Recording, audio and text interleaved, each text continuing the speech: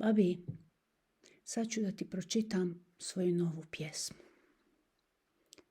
Otvoreno nebo. Kad mi se koprena jednog dana s očiju podigla, ugledala sam osjećaje, kako posve bistro lepršaju i oživljeni lete, a sretna lica na livadama cvjetnim plešu uz horsku pjesmu. Život je tako lijep. Vide kako rajske bašče plutaše sveto nebom, od ljubavi i dobra sačinjene. Uzviknu za njima: o, osjećaj moćni i mili, zašto ste tako sveti, a nevidljivi nam bili?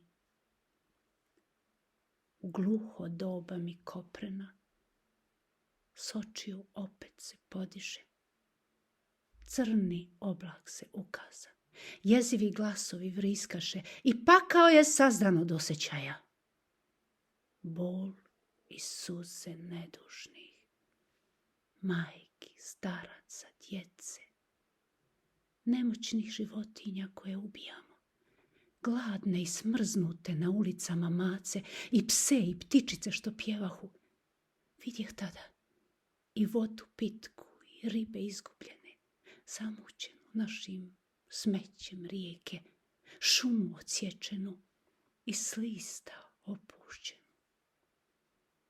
Strah, strašno, strahota. Bože, spasi nas ovog usuda. Paj nam svemoćni svijest svima.